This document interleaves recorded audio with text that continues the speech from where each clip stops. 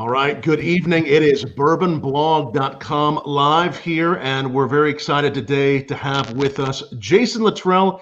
He's the host of the Littrell Show podcast. He's also a systems and operations consultant and also a hospitality, beverage, and cocktail consultant across the globe. We had such a good time chatting last week on the Derby Day at home. I wanted to bring it back on, Jason. How's it going tonight?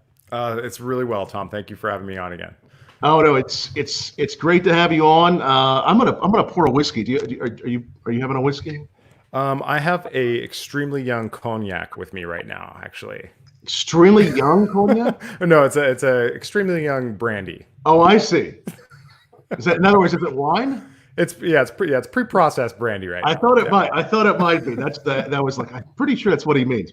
So we talked the other day. This was such a good conversation we had. And for those of you that didn't get a chance to see it, we did Derby Day. It was the 6-hour sprint, and it's BourbonBlog.com/Derby Day if you want to watch it again. And Jason's in that 6 hours someplace. You can find him. But for now, we talked about, what are your thoughts? I mean, we're looking towards reopening bars, restaurants. Let's just kind of hear what's your state of, we call it the state of the union, right? What's going to be like for the bartenders, for the restaurants, and what kind of questions are you getting asked by clients, and what are your thoughts? Well, we try to be, we get these guidelines every day. They change all the time from the governor, from the city of New York. I'm based in New York. So, right. And we get different kind of guidelines all the time. We have some great organizations like the New York City Hospitality Alliance that are actively lobbying on our behalves. And we, there's no crystal ball here. We don't really know what's going to happen, but I do strongly believe that it's going to be entirely limited by what consumer confidence is going to be. People aren't really comfortable. I'm not comfortable bringing my son out to a restaurant right now. And that's going to be probably for a while, because I think that we're being a little bit hasty into re-engaging in public activities. And I think that we're going to see another spike. And, I just think that we're kind of generally as a society being a little bit irresponsible about it right now. But early estimates are, end of this month. Later estimates, I think more realistic things are probably towards the end of the year. It's not, you can't rush these kind of things. It's a virus. They don't care about demographics. They don't care about religion. They don't care about economics. They will infect. They're bugs. They infect people. And so I just think that we'd be wiser, even at the cost of what we're seeing in a lot of businesses closing forever. I think the smart thing to do for the longevity of our industry is to be patient, as much as that sucks and as much as that hurts.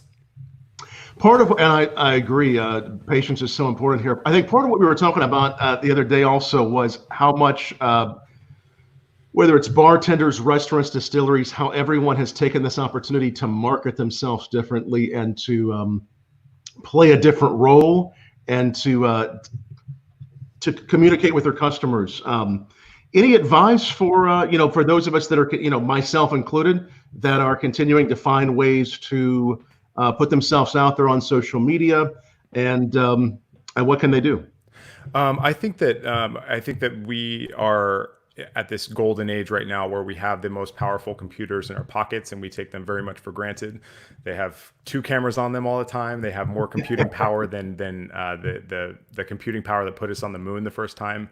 And if you want to engage in social media strategies for your bars, your brands, your businesses, whatever it is, I think it's just extremely important to be authentic and just to tell the truth, your truth, and explain what's going on. And people will kind of generate a personal relationship with you through social media and through kind of, I think people definitely underestimate email.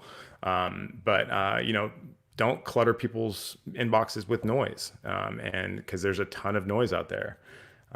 Speaking of that, it's not noise, but I don't know how you did a 6-hour broadcast. I have a podcast and I try to get one person on for a phoner once a week, and that's difficult in itself. Well, it was a good time, and I was proud to have you as part of it. We put it together pretty quickly, deciding that we needed to have some way of celebrating the horse races and also the industry. And one of the great parts of it was my conversation with you, and also a roundtable, which I'm going to post at some point with Anthony Caparelli and Pamela Wisnitzer and Miss Frankie That was everyone there. that Chris, was great. I'm trying to remember. Robert Haynes was there. RHP. Everybody, yeah. And so we're going to have that up. Probably more of those and the conversations like we're having, because I think they're so important. What is so? Thank you for that. What do you think is not being talked about in hospitality right now that needs to be let's start with hospitality and for restaurants, bars, hotels. I think that none of us were prepared, and I don't think any of us could have really possibly been prepared for the fragility of our industry. And I think that we really need to double down on diversifying our income streams, and that goes for service and hospitality workers in general. We've always been really good at having multiple jobs. We've always been really good at working 12-hour shifts. We've always been really good at making decisions under pressure and kind of making lemonade out of lemons. And I think now is the opportunity to kind of channel that creativity and grit into something that, that maybe, something in our past that we were interested in. Because, we don't know how long it's going to be. We don't know how long people are going to be not comfortable going to bars or restaurants. Everything that we do revolves around serving other people and being in very close contact. We're seeing a lot of creative ideas in the world of sanitation for sure. But I think that these are kind of not really responsive to the underlying problem, which is we are a very entrepreneurial breed. And we are people who show up to work to get paid as little as legally allowed. And we, if we don't work, you don't eat. So like I would think that now would be the time when we take out the Ikigai chart and find out what the world needs, what we love doing, what we're good at, and finding the sweet spot that the world needs that we do, and learning everything that there is to know about that using the free and abundant resources available to us. Like everything that is knowable can be found on the internet. And, I think that it's time to start, learning how to engage media. And you figured this out a while ago. People are desperate for a story. Everybody loves a good story. So why not tell the story that engages what you do individually? And I think that that's just a huge opportunity right now. And again, like I don't want to be insensitive to people's situations, because some people are in very desperate situations right now. But the money is going to run out, and we have to figure out a way to diversify. And we're building a platform called Hospice that is hopefully going to help at least inspire people to figure out the class they took when they were in college, or the hobby that they had 10 years ago that they can turn into a business for themselves. Because the barrier to entry to starting a business isn't nearly what people think it is. It can be the information in your head that you, as a knowledge broker, share with other people and enrich their lives and create value for them. And you don't have to have an LLC. You don't have to have an S corp. You don't have to be a publicly traded corporation. You don't have to have a lot of money. You can use that computer that's in your pocket and develop things that create value for other people. And let's just channel that creativity. So Hospice is Hospice out yet? Is it coming soon then, or is it? Yeah, we have a landing page. So you go to meethospy.com, meethospy.com, and you'll see kind of what the mission is, what we're trying to build, and it's basically a media platform that is that we're going to be using, our peers in the hospitality industry to help us build this media platform, which is in turn going to share how to do specific things like turn your craft into a Shopify store, or how to get on Etsy, or how to really, really niche down and get very specific and put up a profile on Fiverr, or put a profile on Upwork until you build your own brand. People have this kind of negative shine on personal branding, but it really is, when you take the quote unquote influencer, the modern meaning of it out of it, it's really what we've been doing for our entire lives. Anybody with any kind of ambition who's ever stepped behind a bar has been developing their personal brand.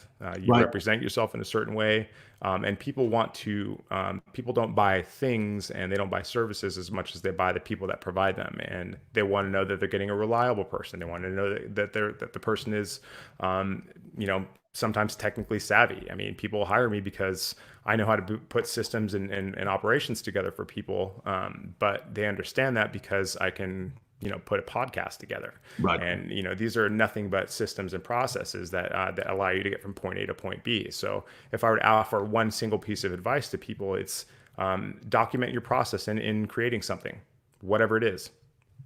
Even getting up in the morning, like what is your process for getting up in the morning? Document that, right? Yeah. And having from what I heard, and I'm sure so many people already do, but just having some kind of routine. When I was talking with a lot of friends on hospitality when this started, and artists, bartenders, servers, having a routine every day and having something that we're putting forward out there, just like this show, to keep the word going and to keep our brands going is so important. Now the Hospice it's there it's a resource people can learn. Does it cost anything? How does it work? No, in fact, it's like the intention is to be a profit neutral organization. There's a bunch of hoops that you have to jump through and a bunch of scrutiny that you have to do to be a not-for-profit organization. Ask the USBG, and we're just sidestepping all that and just doing a traditional for-profit model, except for we're just not taking any money. Indeed, what we're doing with the money that does come in from either grants or loans or whatever it is going to be used to employ people to help us build the platform, and so kind of create this reverse pyramid where we are putting all the money back into the ecosystem, into our specific ecosystem, rather than trying to appease our shareholders or whatever. But the idea is that we have a unique value proposition in the fact that we are very hospitality centric. We can creatively offer solutions, and I think that there's a market for that in the global gig economy. Absolutely. And again, tell me again, it's meethospi.com? Yeah, meethospi.com is our landing page. We were actually honored to be a finalist in the U.S. for the Tohono Society. So we're Chris Bidmead is my partner, and he's leading it up. It's HOSPY, if you don't mind. Oh, and here I am. This is what I get for spelling things. All right. We should probably scoop up that domain. No, please let me. There we go. That's the beauty of being live. There it is. I know I've been on this before. Can you send me the link? Hospice, meethospi.com. Yeah, that's right. Okay, that's the one. And then share this, like this. As you're watching this, share it with your friends in hospitality, because this can really be great. It's a really good resource. Yeah, we're excited to see where it goes. There's if you've followed me on Facebook, you've noticed that I've kind of been asking some kind of pointed questions about, like, what are you an expert in? Right. We got a lot of responses for, like, what are you an expert in? Some silly ones, but mostly people that are just like, I'm an expert at creating tack welds for putting this specific things together, and that's a post-COVID thing because you need equipment, you need a workshop, but hopefully it's sparking ideas in people to engage these secondary, tertiary skills that they didn't remember that they had, and that's kind of what the intention, that's what the mission is. Because like if you reverse, like, what we've done is, like, we reverse engineered the whole. We've documented every element that goes into opening up a bar. And It's not just juicing, it's not just making syrups, and it's not just keeping your tools clean. There's a lot of things that go into it. There's budgeting, there's spreadsheet knowledge, there's knowing how to put up a website, there's just even basic social media savvy. If you go on Fiverr.com, FIVERR.com, you'll see that people monetize those skills. And there's you see a lot of people that just basically give it away for like $5 for something like that. But then there's also a lot of other people who specifically charge top of market for it, and that's kind of what we're going to try to train people to do, which is to swing for the fences on your fees, because we have an association with a high cost being a high benefit. That's not always the case. But we want to teach people how to market themselves in a non-smarmy, meaningful way. Right. Yeah, this is a great thing you're doing. And again, meet Hospy, HOSPY.com. If anybody has any questions, Adam Sanchez, thanks for watching. And all the other great folks watching us on Twitter, on YouTube, on Facebook, definitely ask Jason Littrell. He'll be with us for a little while here this evening, chatting. And I think a lot of these people watching you know what you do. But, for those people that don't, tell us about you and really just a little bit about your background and how you got into all this. Oh, well, thank you. I used to say that I didn't really know what it is that I do, but I but still this say is, that sometimes. yeah. I mean, it's really hard to, like, when Right. and this is something that we're gonna be offering in the form of advice, is that Right. the riches are in niches. So I've taken this opportunity in with in the current COVID economy to just kind of get very specific about what it is that I do. And I love building systems and processes. I love automation. I love helping businesses become the businesses that they should be by not getting bogged down with dumb things that just don't matter. So, people hire me to dig through not dig through their emails, but like set up filters on their email box so they're only getting the important things. To set up a Trello and Slack automation so they're not, spending a lot of time on things that they're just not good at or that they shouldn't do. I show them how to outsource Right. to people who should be editing their videos for them. And it's, the fundamental truth is like, especially for like the solopreneur, or for the smaller companies, like, you just can't do everything. And it's important that you understand how to engage all the resources that are available to you. And it doesn't really necessarily take a lot of money. I mean, it's if you're using money as a tool, if you're using credit as a tool, you can expand on your core capabilities, just with the vision that you have, and you can figure out the rest, or make sure that somebody else is doing it and keeping them accountable. So I develop systems that are typically, I've been banging the drum of Trello and basic project management for years now, but I feel like I've gotten it to kind of almost to the level of a sport of trying to make things quicker and faster for people, so they don't spend any emotional or physical energy on things that don't matter for their business, that don't move the bottom line. I love working with working with my clients, because I basically get paid to learn new things on how to help them. And so I'm working with a catering company right now, and everybody's getting ready. Everybody's funneling all this energy into the looming reopening. Hopefully that's soon. Into reevaluating what it is that they do, and learning how to do that as efficiently as possible, because if hopefully there's going to be an army of my clients out there and that are just going to be crushing the competition, who are still writing things on the back of napkins. We'll see. That's cool. But yeah, I mean, it's but I started off as a bartender. My heart and my mind, I still identify as a bartender. And before I started my company in September of 2010, and before that, I was a bartender behind the bar for 10 years. And I worked my way up from washing dishes and bussing tables to working at a dive bar full time, Monday through Friday from 10 to 6. and it was like a dump. And I'm talking about like a dump. I mean, like, literally, it was a dump. I had one guest who actually went down, plopped a $20 bill on the bar, would drink Bud Heavies until he couldn't afford it anymore. The remainder was my tip. And then I found out pretty quickly that he was like this shell-shocked vet. And he would not get out of his bar stool to pee.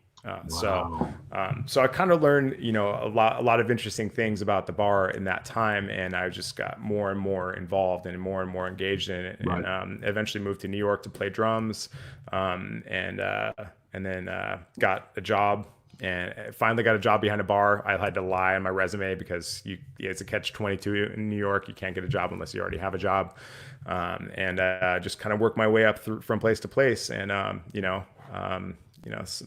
found people along the way that kind of believed in me and just gave me a platform to hopefully make them look better. And, through the years, like, I was, really arrogant for several years. I thought I was way cooler than I really was.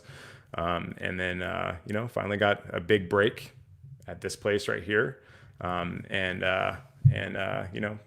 It was, I have a very charmed story behind the bar. I got to work with a lot of really, really amazing people, and that part I'm proud to say that I don't really take for granted. Right. And that place on your shirt, most people probably see it there. That's Death and Company. You were there for about how long? About 2.5 years. In retrospect, honestly, I wish I spent a little bit more time there. I had so much more to learn.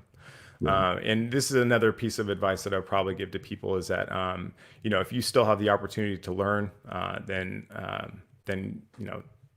hold your horses a little bit, maybe stick around and be a little bit more patient, because I feel like I left too early for sure. I had so much more to learn, because I left because I had an opportunity. I've always been entrepreneurial, but somebody came up and offered me a job, and I took it, and I did that at the same time while I was working. But that's when I started my company, and people started hiring me to produce events for them and make cocktails for them. But it was a lot of ready, fire, aim situations. I've never shied away from a challenge, but it was a lot harder than it really had to be, because I left a little green. So it's one of those things where like the soul of entrepreneurship and the soul of hustling is always adapting and always learning and always pivoting. I mean, you're always changing and you're always growing. Otherwise, it's like a very entrepreneurship is like kind of what you see on the outside is kind of a reflection of what's happening on the inside, and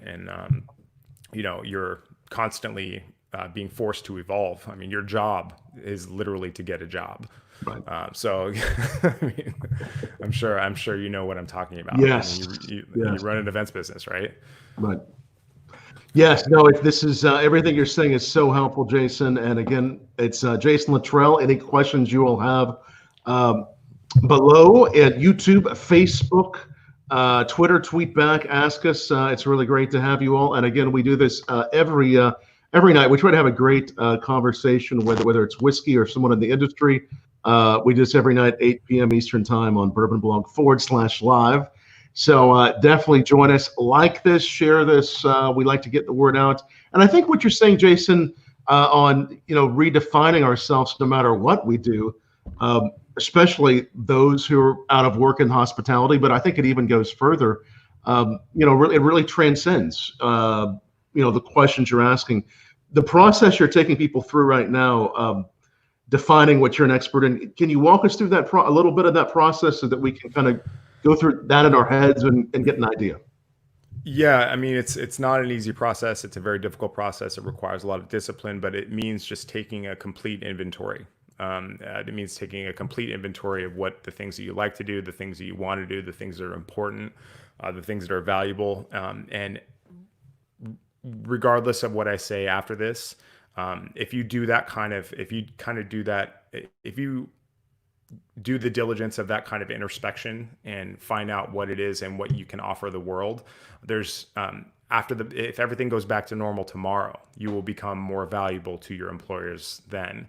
But there's all kinds of advantages to employing yourself, and there's all kinds of disadvantages too. But it's really is for me about self-determination, and just me deciding what's going to happen. Because like we found out now, I've got a ton of work right now, and not all of it's paying. I'll just go ahead and throw that out there. But because of because we've been hit by this, I'm forced to figure out new ideas. And sometimes like what I do is I basically come up with an idea, I write it down, and I say, hey, are you interested in this idea too? A lot of it is a lot of the ideas that I come up with and a lot of the things I pitch are revolving around how to engage with people and how to get to people where they are right now, which is on their cell phones. They're looking at screens, and that's where the value is. So if I were to say, hey, if you're doing your inventory, find out where the market is, and the market is typically on a screen. So you got that phone in your pocket, or you're looking at it right now. There's a camera pointing at you. What if you were to share something that was completely relevant, that you're an expert in, and the universe will find you just by the sheer numbers. People will find you. If you had something to sell, like if you were to say start a course, an online course that just drove and drilled down specifically on that one very specific thing, just imagine how many people in the world would be interested in doing that. And so that's kind of part of what I'm looking at right now. I love sharing what I've learned. Please find me on the internet at Jason Littrell. And it's if you become this kind of knowledge broker, and this is a term that was made famous by Tony Robbins with their latest program, but I've kind of adopted it for what is convenient for us. Like I don't have the $2,000 to spend on Tony Robbins's course, but the general idea is that you can get paid to learn, and so that's kind of what I'm really interested in is if you go to my website, find me on Instagram, Twitter, Facebook, whatever, like I'll tell you everything I know for free, and that's still not as valuable as hiring me to go in and work with you to help you develop your own program. So by teaching people, I'm actually learning how to do things myself, and by when people ask me questions, and when I learn unique solutions to problems that I didn't even think of. So it's this kind of engagement, it's this kind of sharing of knowledge that makes you 100% more valuable. And I just wish people would get out there and just say, this is what I'm an expert in. This is what I do. And I can also do this, and I can also do this, but this is what I'm an expert in. And there's typically not a lot of other people that can say that. So just take an inventory, find out what it is that you do, and find out what is most valuable to you, and start from there.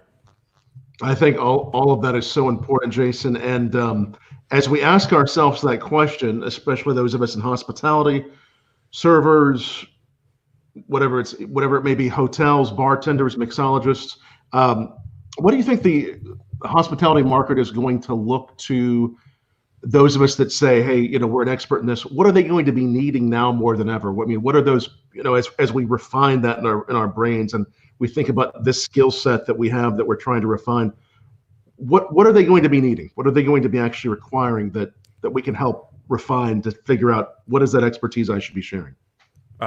In one word, coding. If you know how to code, you never have to look for a job again. This is another really big misconception that people have. If you want to be a medical doctor, if you want to go perform surgery, you have to go to medical school. If you want to practice law in a court of law, you have to be a lawyer. In most states, you have to go to law school and pass the bar. Some states you don't even have to pass the bar, go to law school to be a lawyer. There's like a couple of those, right? Right, but the brass tacks are, if you are able to perform a service that is very highly in demand, nobody's going to look at your resume. They're going to want, they don't want the labor pain, they just want the baby. And so they're going to look at your ability to solve this problem, and they'll pay you what you want, because chances are the value of what they can sell that solution for is dramatically higher than whatever you would ask for. And so what people are looking for right now is new ways to engage people on the internet, and they're looking at AI solutions, and they're looking at technology moves like a curve like this, and so it's moving faster and faster exponentially. And if you look at 5 years ago versus what's going to happen in 5 years, it's all going to be tech based. And so if you're able to participate on a meaningful level in telling computers what to do, then you have a massive advantage. Now, I'm not saying that you shouldn't do what you love, but I'm saying that if you wanted a job today, if you wanted to get paid in the next hour, then you could find a coding job. And so, to that point, if you have any kind of computer, if you have like any kind of a laptop, then you can. And this is strictly for the efficiency of speed and being able to code. You can learn how to code from YouTube videos. You can learn how to code from Grasshopper. You can learn how to code from all kinds of different things. And you do not have to go to MIT for that. In fact, MIT gives free classes. Harvard gives free classes. And if you have that skill becomes marketable, and you don't even have to spend a lot of time or money showing people. You just be like, write a Facebook post. I know how to code Java. I can do Python. I can understand how to communicate with Tray.io. I can automate things. I can connect APIs. I can write JavaScript. And these are extraordinarily marketable skills. I mean, for our purposes, like what I find very interesting, what I love about our industry is that we have very strong analytical skills, and we know how to work fatigued. We know how to make decisions in difficult situations when our customers are acting like children, and these things are actually having a high tolerance for bullshit, in my opinion, is a good skill, and I think that that's kind of what we want to get out there with Hospice as well, is that we have a unique skill set and a unique tolerance to guide people to the right system, to the right solutions for their business. And, people like me, I outsource people for specific problems all the time. I don't know how to code WordPress. So I hire somebody to do it for me. And I say, hey, here's $100. Can you solve this problem for me?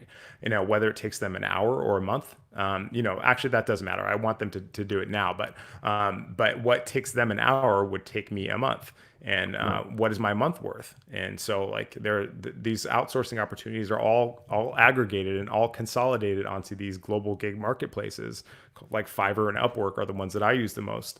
And there's also gigs on Craigslist. There's all kinds of stuff. It's all there. We used to think that you had to be this like official buttoned up business and you had to go to B school to do anything. But no, like the information is there, the equipment is there, and the opportunity is there. It's all there. We just have to connect it and think in a non-traditional way about how to get that for our community, using the skills that most of us already have, or that using the interest in the things that we want to do. That's so important. Question from Malt Muser Whiskey Reviews there on YouTube. Thank you for watching us. What coding do you recommend that newbies start with? Is it JavaScript? Where's the place you would start if they're going to start coding or learning coding? I would start. I think it really is more on a cerebral level. Like, how do you want to communicate with computers? I am not a coder. I'm not an expert. This doesn't particularly interest me. But if you were looking from a strictly marketable skills point of view, there's many different languages. By the way, there's like C++, there's JavaScript. I'm sure like the nerds out there are just being like, nobody uses C++ anymore. But I don't know. I would look at and find the one that interests you. I know that most coders that work in the realm of coding, either websites or web apps or iOS or Android apps or whatever it is, they know multiple languages. But I think the universal truth that they understand is that they are there to communicate how to communicate with people, and like there's an interface and how to connect computers and people. I'm sorry if that's a gross generalization. Well, that's all right. But I when I look at I was looking at this and doing research for Hospice, and I was like okay, so these people are doing logo design for $5, and these people are doing coding for an Android app, and they're charging $150-$200 an hour, and that's probably on the low end. But if you go to a full stack developer who's going to make a full web deployment for you, Android, iOS, that's going to be in the hundreds of thousands of dollars for a US based company. And, if you look at that in that context, people are trying to piecemeal out work for bigger projects. So either they're looking for a specialist, or they're looking for somebody to solve a relatively small problem that they don't have the bandwidth to solve themselves. Gotcha. So many great people watching. Someone's recommending Python or JavaScript.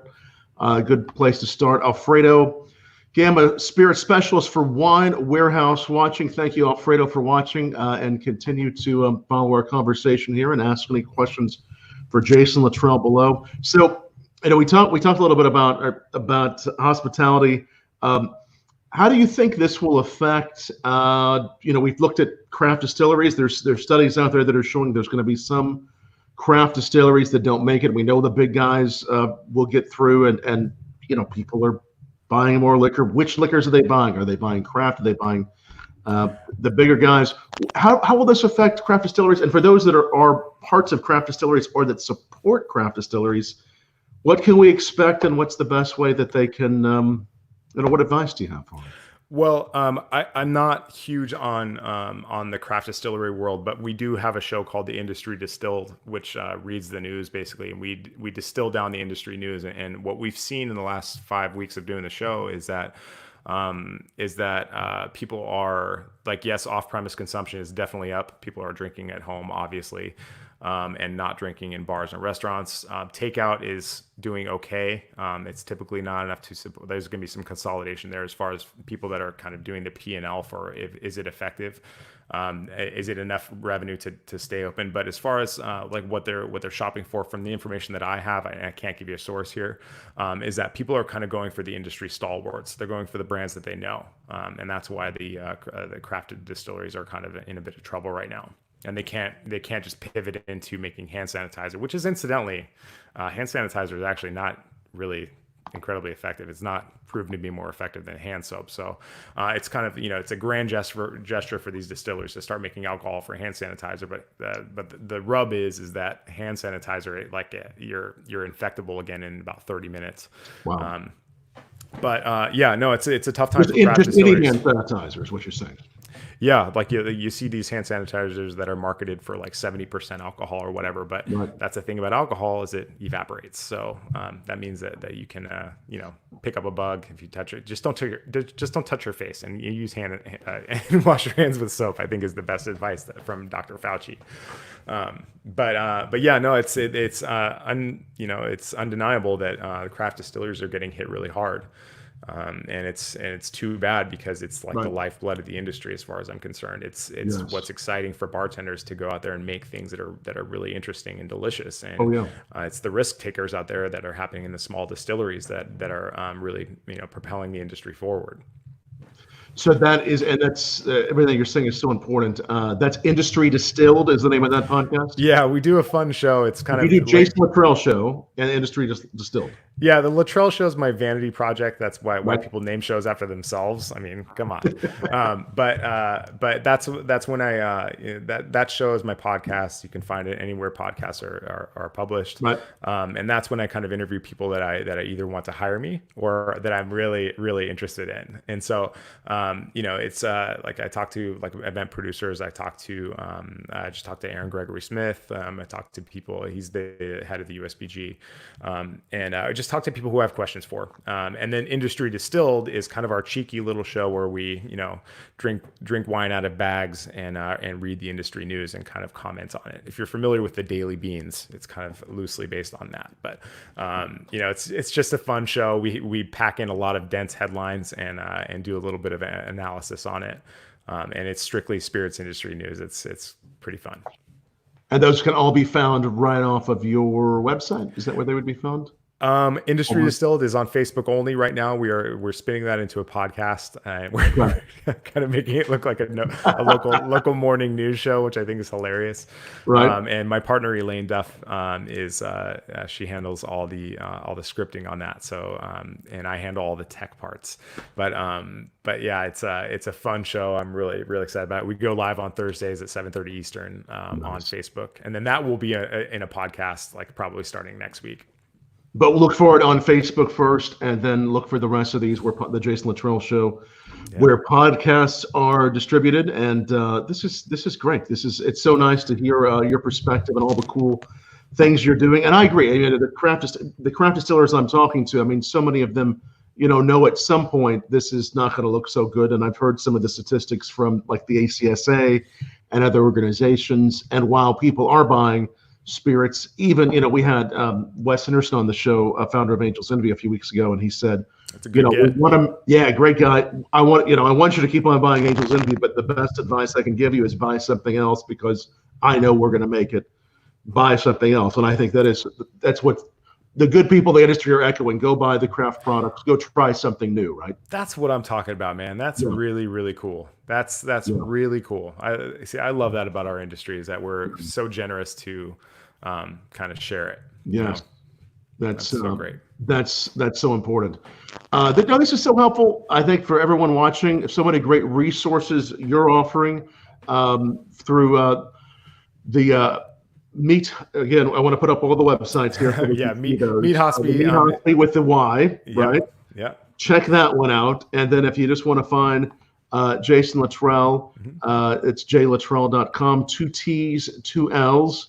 And any other predictions, just general advice? I think everything you're saying is so important, that the hospitality, distilling, any of the industries that follow what we do can be helped by. Yeah, I mean, I think it's really, really important to follow our local our trade organizations, our trade lobbies. Like, I'm a big fan of the New York City Hospitality Alliance, because they're the ones who are kind of putting the fight to Grubhub to keep their fees low, to making it like they've introduced a bill that's to the city and I think maybe the state, saying that you're going to get a fine if you try to bill your restaurants for an order that wasn't placed. There's all kinds of issues that they're fighting for. The insurance issue is a huge deal right now. people that are getting denied their insurance claims because they have this COVID-19 or like some sort of like I forget exactly what it is, but they're getting denied insurance claims spuriously because of this, and this was not specifically covered. And sometimes, so what they're fighting for is that even if it was specifically mentioned in your insurance claim that you had to close because of insurance, because of COVID-19. I'm sorry, I'm like woefully ignorant of the complexities of this particular issue, but No, it's all right. insurance.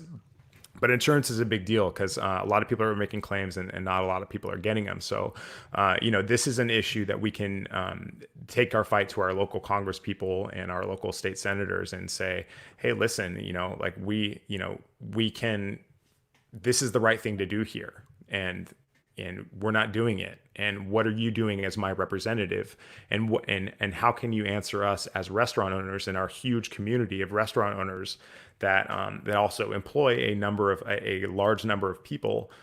So what are you specifically doing to help us with this particular issue? And if we start bringing the fight to our local governments, then it will become more important because we are a meaningful piece of their constituency. And I think I think it's really important that we exercise our voice when push comes to shove, because this isn't, the stakes are really fucking high right now. And we have to make sure that people are, that we are being represented in government. And so it's our local trade organizations that like my big one is the New York City Hospitality Alliance, because I love what they're doing. They have the ear of the government. They're on the panels.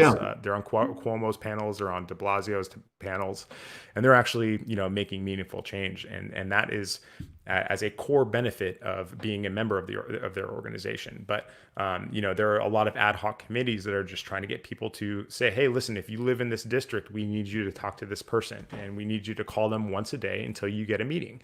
And what's interesting right now is that they're surprisingly accessible. I mean, you can book a 10-minute meeting with your representative, because you don't have to go down to the state house. You don't have to go down to the city hall. They send you a link, and you can get 10 minutes and you can get the ear of somebody with relatively little effort. And so let's take advantage of that, and let's tell them what we want. Let's tell them how to do their job, because that's what we elected them to do. And that doesn't just go for insurance. That goes for everything. And this isn't activism. This is just this is what our civil duty is. Right. We are our job is to keep our elected officials accountable. And I just wish we would take that a little bit more seriously. Oh sometimes. Yeah. So you're hearing the representatives are a lot more. You're able to see them right now, especially on a Zoom call or something, than you typically would be. That's really helpful to know. It's never been easier. Been easier. And I haven't done this myself, but I've been told that my local representation is in Poughkeepsie, New York. I live a little bit upstate. Right. And they'll schedule you a 10-15-minute Zoom call if you ask for it, because they're at home too. And they just look at their calendar and helps them have the perspective. That's incredibly important. And they still have assistants that help them do this stuff, and they listen in, and they're the ones who are actually making the decisions. and let's just get involved. If we're a little bit disciplined about it, I mean, it doesn't take that much effort. Right. That's so important.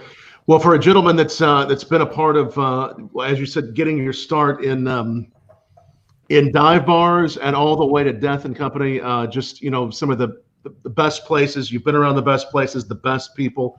As you look forward, though it's hard to make predictions, right? As far as when it'll happen, but as bars, restaurants are reopened, as hospitality reopens, what do you visualize it looking like? What do you think we're going to see that we might not expect, and how can we be the best part of that as consumers, for the consumers watching to support it? What can we look forward to? I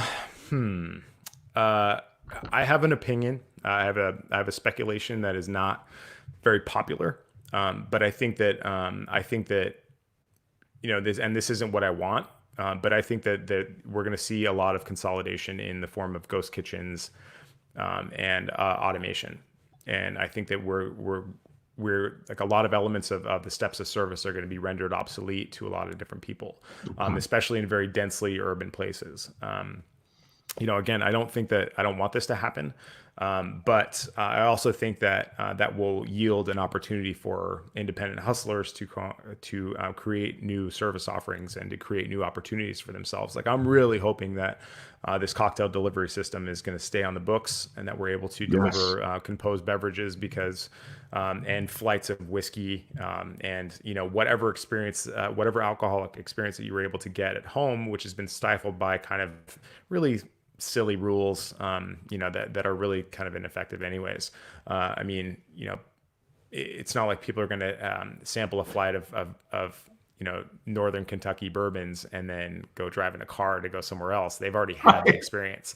And so like I'm hoping that this will yield opportunities and maybe get us a couple of years closer to what China's been doing for the last couple of years. And they've been delivering cocktails for a while. They've been delivering these composed, beautiful experiences for at home consumption. And, people look forward to it. They make a date out of it, and they make, these, they make vases out of the bottles that they come in. Like we just ordered a couple Mai Tais last week from this place called Fuchsia Tiki Bar. And if they were able to deliver that, would be, it wasn't cheap, but it was awesome. It was awesome as far as convenience. And we were able to have that classic the tiki cocktail bar experience. They delivered like these paper straws. They delivered like dried fruit garnishes. Nice. It was really well thought out and it was really well done. And it wasn't the same experience as being there, but they didn't have the only thing better than that would have been if they set up in our backyard, but then we would have to wait for them to break down. so we'll just take the cocktails. Thank you. I think that hopefully, for people like me, that's kind of how I built my business. In the beginning I was an events company. And so like we would build these incredible, ornate, complex cocktail experiences at Tribeca Film Festival or New York Wine and Food Festival or the US Open or, the Diamond Ball, whatever it was. And that's how I made a living. But I think that if we kind of democratize that experience and make it on a much smaller scale, on a much broader range, then people will gain an appetite for that.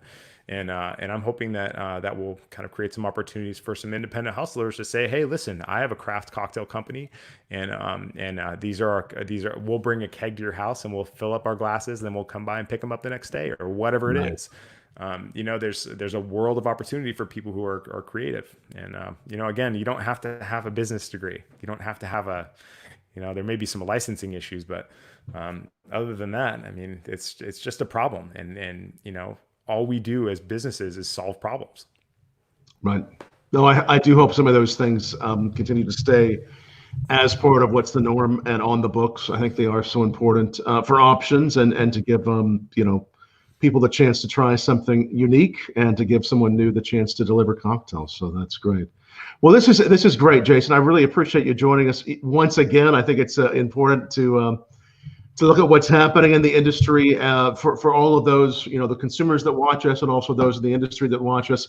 And again, best place to go, jlittrell.com, and make sure you check out his project there, meethospice.com. And the next time we do one of these roundtables like we did just a little over a week ago, we'll definitely have you on it. We'll try to have. Don't put me on with them. You don't want to be on with them? No way. You just want to talk about it with me. Okay? I don't want to be the smartest guy in the room, but I don't want to be the dumbest either. I wanted to get you in there. I thought it would have been fun, but we don't have to. It can just be me and you. That's fine. No. Oh no, I'm kidding. No, that was a stellar panel though. Whenever Pam, Frankie, Tom, or Anthony, whenever they talk, I shut my mouth. They're fun to listen. You're all fun to listen to. I enjoy it. I think it's so important that we have these conversations. And if you are watching, again, thank you for watching us. Share this so that everybody can have a chance to hear this and check out Jason Littrell's podcast. We're going to stick this up on our Bourbon Blog, the audio that we just did on our Bourbon Blog podcast. So we'll for more people to hear. Yeah, no, it's content spinning. I'm like using one piece of content and making it valuable on several other different platforms. This is another thing that a lot of people don't really understand. Like people don't consume the same content on the same platforms in the same way. So you have to spread it around a little bit. This is some Gary V stuff. Yeah. So if you're doing a video, put that audio up on a podcast, Probably if you're doing video and you just have video, nobody wants the silent movie, but they might. Somebody might just want to watch us. It could be. Well, you put the text on it so they can read it, because That's right. That's there's right. a meaningful portion of people that watch videos but they don't listen to them. Yeah, it's wild out there. It's just like learning. Like I've been learning so much about this, like how people consume media, and you know who's also really good at this is Sean Sewell. Okay.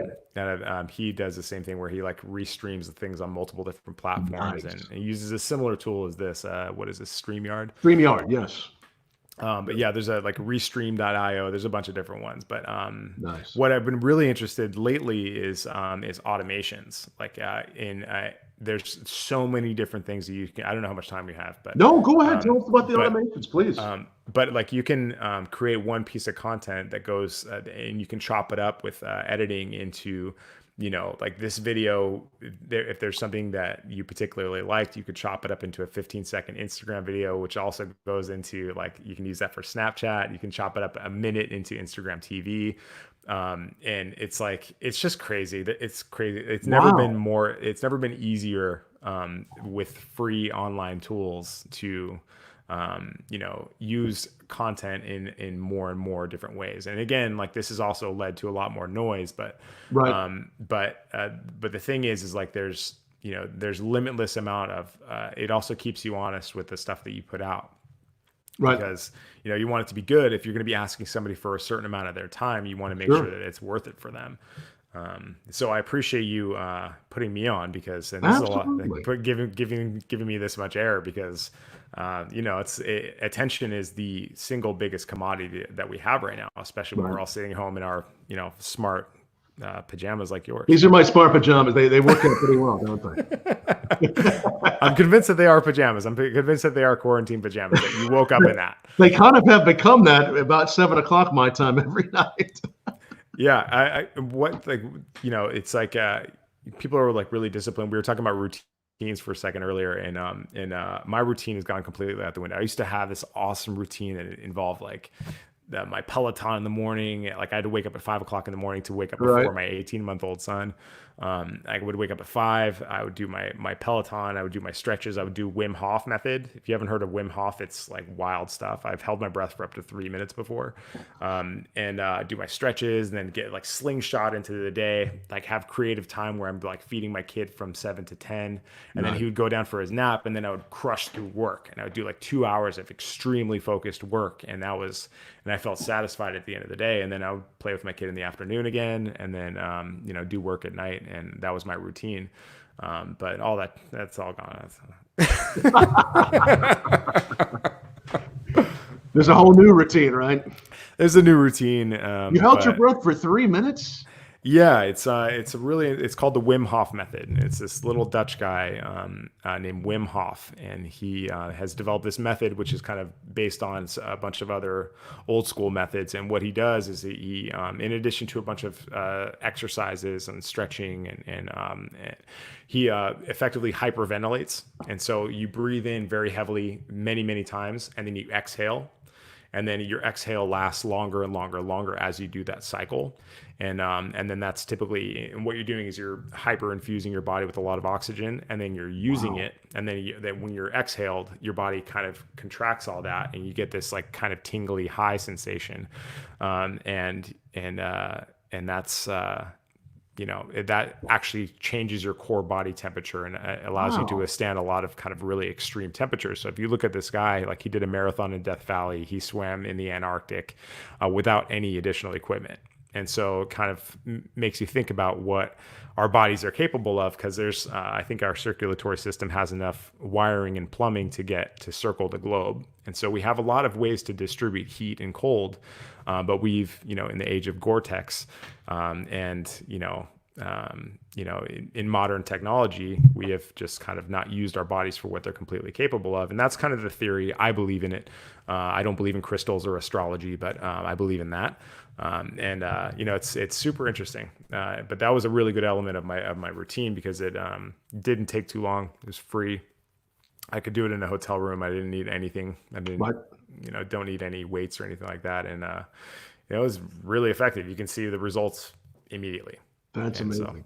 Wim Hof Method. Check it out. I'm gonna have to YouTube it. look this up. Maybe next time we get you on here, we'll try holding our breath. We'll get everybody involved and see if they can. That It'd be should make for a fun. really It sounds interesting like show.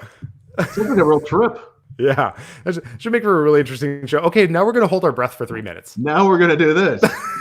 One thing to hold whiskey in your mouth for a minute or two and get those flavors going on. Right? That's one thing I know about. Yeah, for sure. No, that's just great, Jason. What? So, and you've been sipping what? What have you been drinking again? I've been drinking red miscellaneous wine. Red miscellaneous wine. Yeah. Tell us if anybody, if you're still drinking anything down below. Tell us what you're drinking. I'm drinking. I just grabbed the first thing I had back there. I'm having a little Stranahan Snowflake from several years back. So I'm. Oh, you got a snowflake? I got a snap. Okay, one, no, that's like a humble brag floss, right? Have you had the you've had the snowflake, haven't you? I wasn't even able to have it at the distillery. Oh, yeah. Come on, man. Yeah. Give this guy pour the snowflake. Yeah. No. It's like that's a highly coveted bottle. It's nice stuff. Well, you're a lot of fun to chat with. I wanted something really good as I chatted with you. This was the one from 2014, the Mount Bierstadt, I think it is. It's some sort of a red wine barrel, I believe. But anyway, it's beautiful. I like the snowflakes.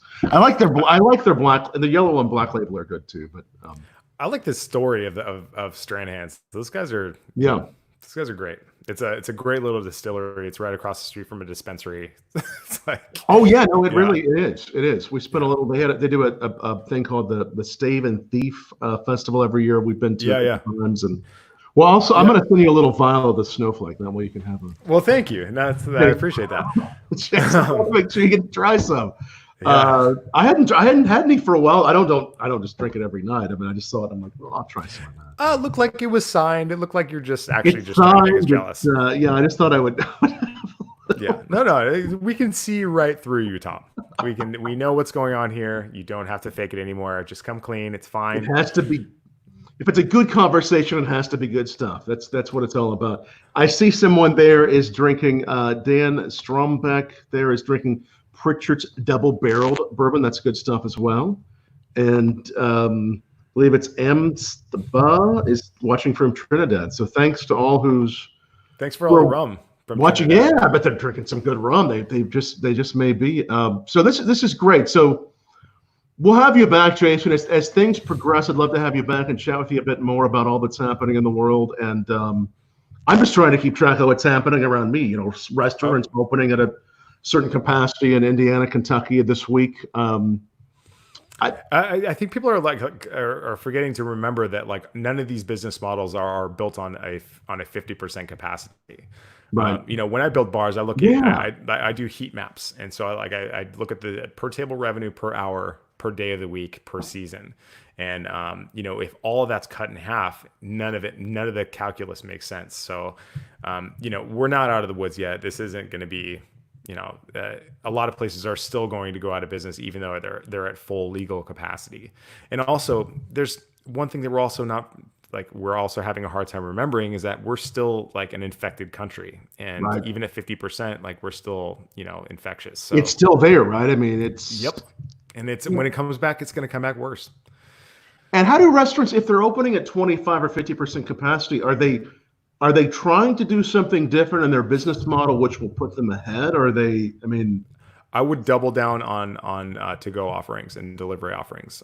There's been some rumblings in Brooklyn specifically about the restaurant owners getting together to make their own not-for-profit delivery system. And I think that I think that's a really interesting thing, because if you look at Grubhub, Seamless, they have predatory fees. They'll charge you 20 to 30%, which is oftentimes the entire bottom line of a restaurant. It's like to-go orders and delivery before COVID were a loss leader.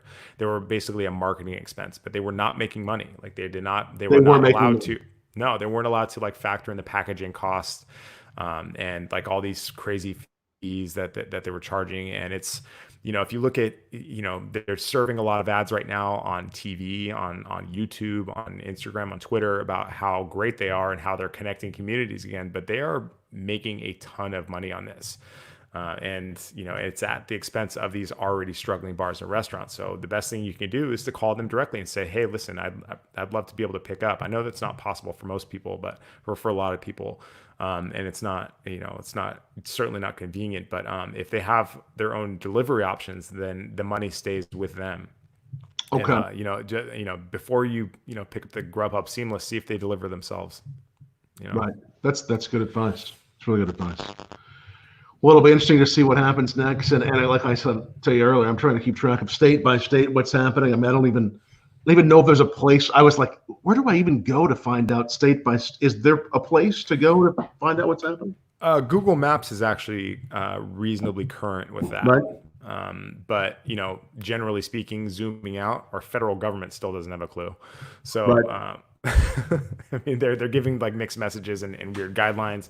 One day they're saying that we're telling the governors what to do. The next day they're saying, well, if this is messed up, then blame the governor. But it's a strange time. Pick up the phone and call the restaurant if you want something to eat, and maybe they can deliver for you. Otherwise, vote. Voting is very important. Yeah. Like regardless of what you believe in, like one way or another, like the one thing that we can depend on is a vote. Right. To some degree. I mean, like, I'm sure some people are going to be like, well, Trump just appointed his RNC friend to make sure that people that as a postmaster, so the mail-in votes are going to get tampered with. But I don't know. I figured maybe that's not something we talk about on the Bourbon Blog. That's all right. No, voting. I agree with you. Though voting is so important. We gotta keep on voting and make sure that we look forward to that too. That's definitely true. Hopefully, we can do it by mail, so people don't have to. I hope so. Risk their health to do their civic duty. Voting by mail has always been so important. The ability to do that, especially for those that can't get there, is so important. Yeah, especially you're based in Kentucky, right? You're in Louisville, right? Yeah, border of Indiana, Kentucky. I'm on the Indiana side. Yeah. You're on the Indiana side? Okay. Yeah. I mean, the vote in Kentucky is extraordinarily important right now for senator. But yes. I'm not gonna. I think people can probably gather where my leanings are. I understand. It's good. It's good that you're out there spreading the good word, Jason, on all levels. We really appreciate you and your expertise and all you do for the industry. And these resources are so important. You mentioned a little bit earlier about resources that would help if you're reusing, video, whether it's video, audio. What are the resources or the tools that, the apps that you're really a big fan of that just help you whenever you're doing something on your podcast or video to reuse those? Are there? Well, with my podcast, I use a host called pod.co, and that's just like if you want a free version, you can go to anchor.fm, and you don't need any special equipment. You can just put it on your phone, and that also distributes to all the major platforms, so people consume podcasts on like Spotify, Stitcher, Google Podcasts, and iTunes. Obviously iTunes is the behemoth. Right. If you want to support a podcast, you leave a comment. That is the single biggest thing that you can do. A lot of them do a monetization model through Patreon, but it's all basically on the honor system. But yeah, that content can be spun out into like an audiogram. It's called an audiogram, and that's where you take a 15-second clip of your thing, and then you can turn that into an animated GIF basically, and put that as a 15-second clip that goes onto your Instagram, Snapchat, TikTok, whatever it is. Okay. But if you do this for a living, I would recommend looking at virtual assistants. Okay. So what I do is I record a single show, and then I have a very highly articulated workflow from that show. So I'll say, here are the files, and then there's 141 different steps that my virtual assistant goes through to master it, mix it, promote it, cut it up, and send it out. And I'm about to start doing a lot more video, and it's going to be a lot of this kind of stuff because if it's not easy and if it's not fun to do, then you're not going to keep doing it. And the algorithms across all platforms reward consistency. So yeah, I mean, it's just kind of playing the game within the parameters of your sanity. But the value is what I want people to do, and this is for my service and hospitality workers out there, is I want people to know me, I want people to trust me, and then when they can, I want them to hire me or buy my book or buy my services. And this is like a lot of marketers call this a funnel, but it's basically, where you're kind of developing a customer journey. So you're creating Right. authority by talking about the things that you know about, and it's a great opportunity for you to learn more about a topic so you can talk about it, and you become an expert in something. And then somebody says, oh, well, if you need this particular expertise, that's the person that you go to. And so developing that kind of notoriety is something that you can do authentically by yourself. You don't necessarily need somebody to point to you to say, I have deemed that person an expert. You don't need MIT to say that person is extremely good at that. Right. You can say, I'm extremely good at this, and here's the proof, by talking intelligently about what you know about. And it's not about the numbers. It's about the right people being able to find you based on what their specific interests are. So if you just do the thing that is that you do, if you become an expert at whatever it is that you're an expert in, then somebody will find it. And again, the riches are in niches. So if you get very, very specific about what it is that you like and what it is that you do, like if, I'm talking about very specific, it's like you wouldn't say I'm a baker. You would say I'm a sourdough baker. And you wouldn't even say I'm a sourdough baker. You would say I'm a sourdough baker with that specializes in einkorn flour. You get very, very specific, because That's how specific it gets. Yeah, because if you look at that on YouTube, you'll still find several different hits, but that information does become, a lot. Also, this is another really big thing that I think a lot of people don't understand, is that Google is the biggest search engine in the world, but you know what is number 2? YouTube. And you know what number 3 is? Amazon. So, if Google, YouTube, Amazon. Google, YouTube, Amazon, at least as far as my latest information is, but they're search engines. And so Amazon doesn't actually make a whole lot of stuff, but they sell a lot of stuff. And so if you have a product or a service, or if you have a product that you want to get out in the world, then think of marketing in terms of what people are actually looking for. If you want to find out what people are actually looking for, just start typing it into the Google bar one at a time, and it'll give you some suggested prompts. And those are what people are actually looking for. So, there's an army of people. There's a huge group of people out there that make products and services that they have no interest in, and they do it just to satisfy demand in the market. And they identify this market, and then they go to Alibaba and find out a product that fits that need, and then they put it on Amazon and then sell it at a markup, oftentimes never having touched the product that it is that they sell. And that's called drop shipping or Amazon FSB. Right.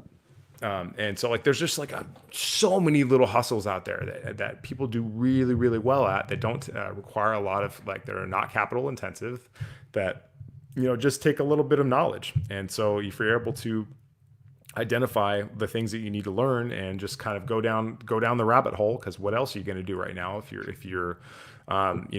have one function? If your one function is to make drinks for people, then you got time right now. And so you have time. Go down the rabbit hole and find out everything there is to know about this, and get involved. Listen to those little kids that are saying, I made $100,000 last year doing this.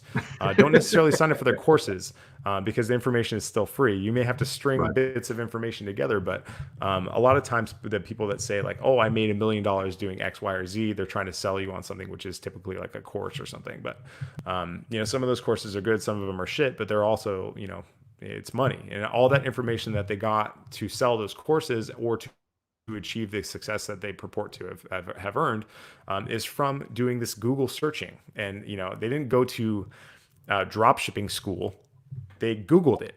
And the barrier to entry is extremely low. There's we are not a lazy community, we are not a incompetent community. But we got a massive curveball, and we got zero time to adapt to it. And so this is how we adapt, is by engaging our creativity to do things that are, already there. People have been doing business without talking to each other for 30 years. Without talking to each other. Right. Yeah. Yeah, that's right. Yeah. We're just refining it now and doing it even more. That's right. Yeah. And it's once you kind of get an understanding of all these tools that are out there, you start to notice some things, like these little videos that you get served about a product on for a drone or whatever it is on Instagram.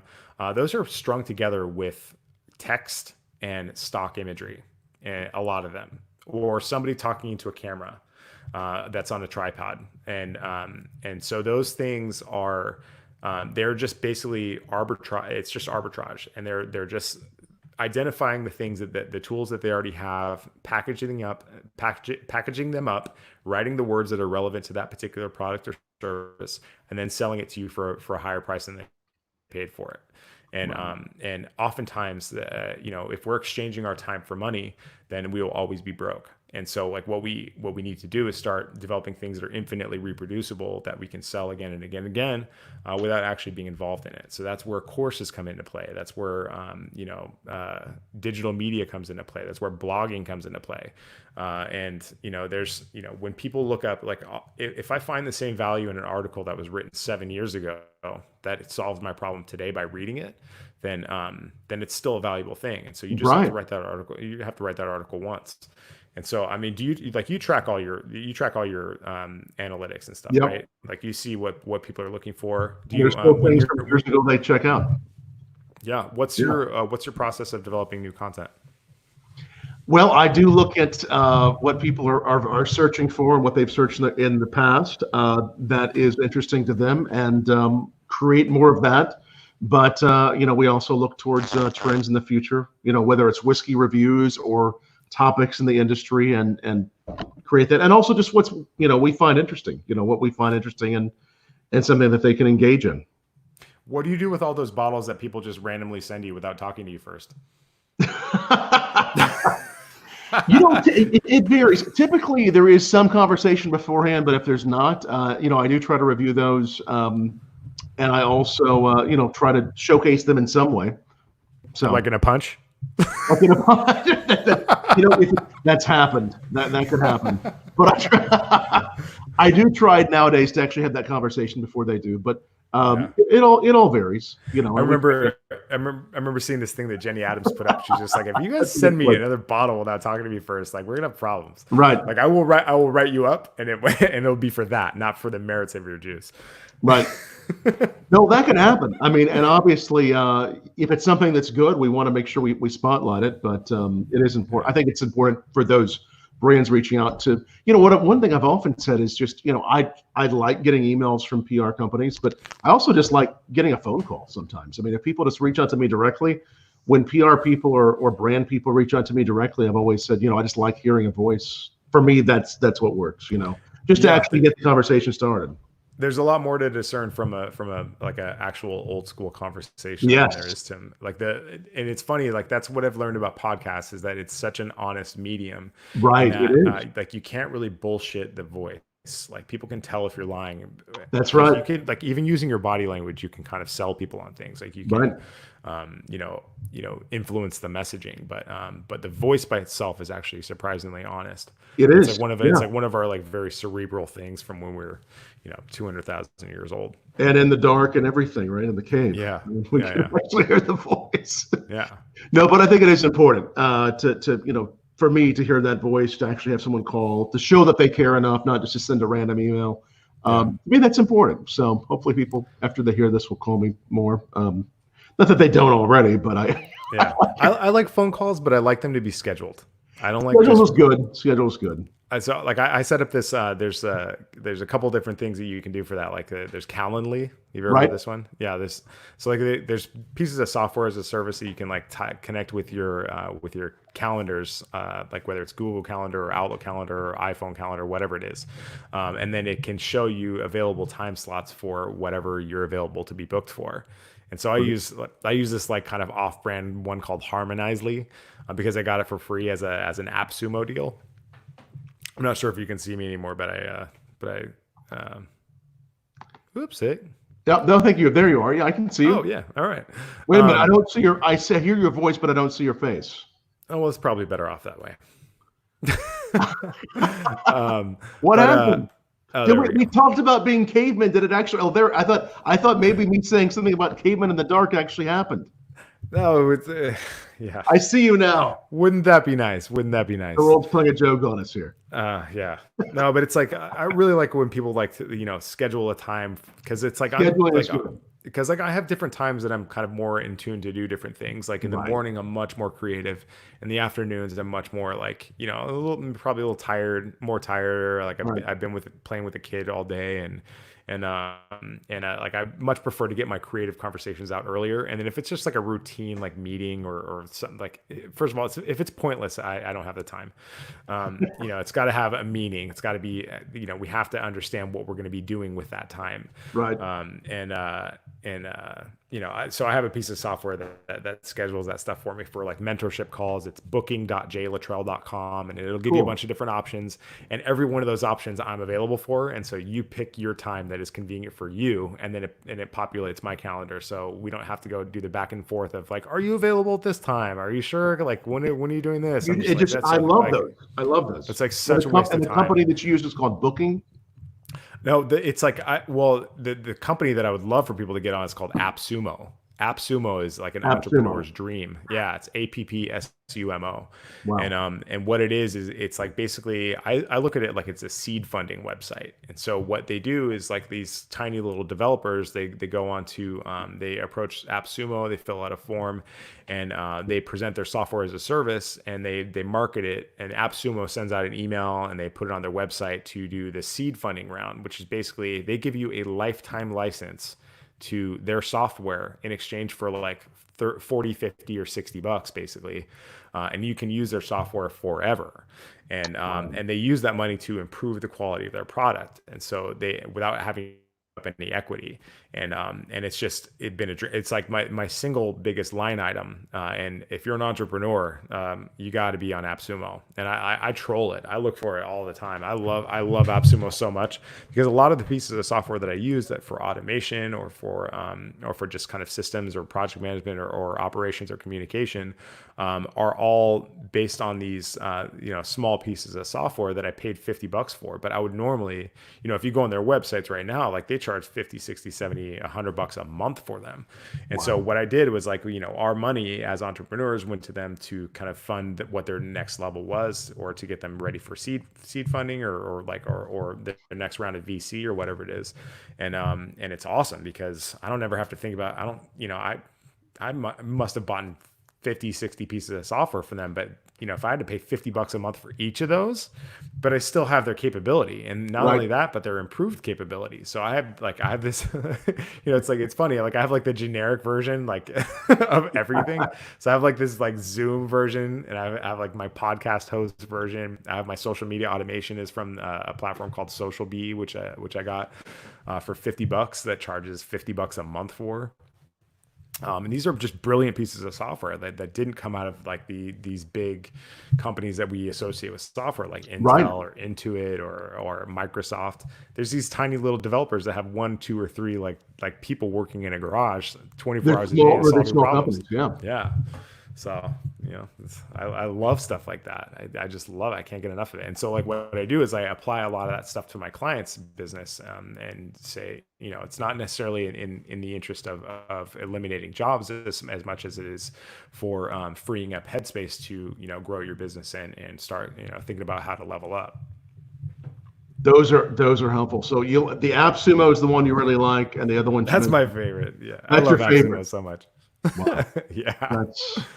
That's cool. This is definitely very insightful. And everyone who's watching, I think they've a lot of great comments here. This means a lot to have you here, Jason Littrell. Thank you very much. Well, thanks for listening, guys. No, thanks for being with us. And like I said, we're going to put the audio up on the podcast. This will be up permanently on all the places that you watched it, and definitely check out Jason Littrell, jlittrell.com.